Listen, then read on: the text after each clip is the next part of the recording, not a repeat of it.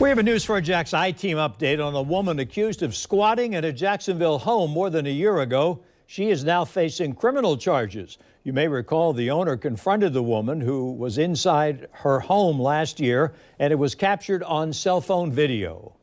I own the house. I have every right. I understand that you own the house, but what did we go through yesterday? Where's your police report? Where's your police report? Because your police report, exactly, so go get your police report. Because your police report this is under investigation. The story surrounding this home attracted national attention.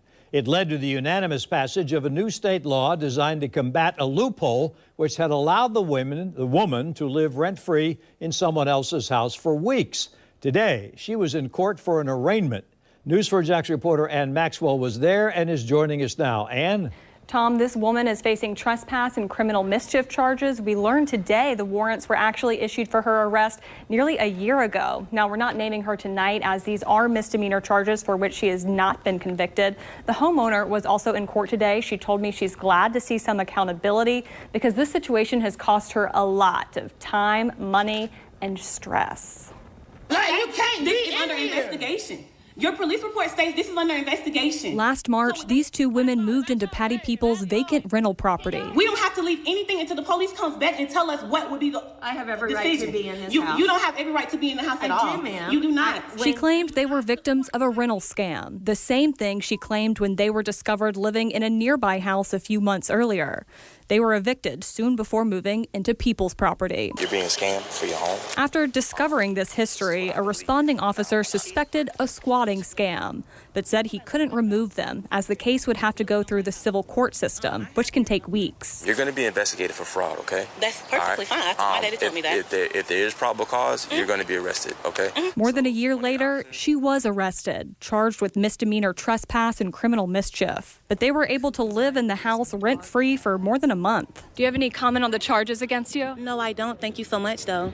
Anything you want to say to the people whose houses you stayed in? No, unfortunately, that wasn't me. That is you in the video. What are you talking about? Unfortunately, that wasn't, so I don't know what you're talking about. Any more questions? Here are the images side by side. She continued to insist that wasn't her seen at the home, even though her name is documented in incident reports from the sheriff's office. Facing the woman in the courtroom today, Peoples feels a sense of balance has been restored. I am the victim of this young woman and another who squatted in my home and did about $38,000 worth of damage. This is what the place looked like after the women moved out.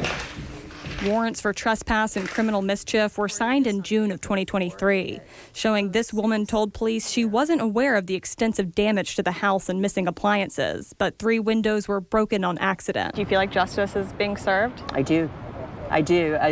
Time will tell what the charges are against her once we go back to court and go through the arraignment for these 2 specific charges and seek the damages. That will be the final cherry on top. Do you feel any remorse? Have a wonderful day, beautiful. Records show that defendant was arrested on April 15th and spent 2 days in jail before being released on a $10,000 bond. And you mentioned earlier Patty Peoples' story, which you broke. That led to unanimous passage of a new state law. For people who are not familiar with that law, how's that going to work? I want to be clear, first of all, that the charges today aren't related to this new state law. So that goes into effect on July 1st. And so what it does is it closes this loophole that's allowed scammers who falsely claimed they were the ones who were scammed to live at a property rent-free as it goes through the civil court system, which can take weeks and they can stay in the house. So with these changes, property owners will be able to call law enforcement to have somebody removed from their house if they have never had a lease there and they refuse to leave. And thank you.